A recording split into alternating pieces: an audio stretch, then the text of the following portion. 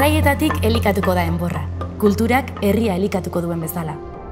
Ta hori ez da doako konparazioa. Izan ere, kulturak latinetik jasotako hitzaren jatorrian lurra landu esan nahi zuen. Baina hitza eta esanahia ere eraldatu ziren.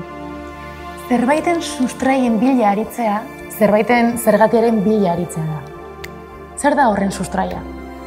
Tradizioa da betiko erantzuna? Eta guri ere, zergatik aletu ziguten. Eta guk, zergatik ez, erantzun genien.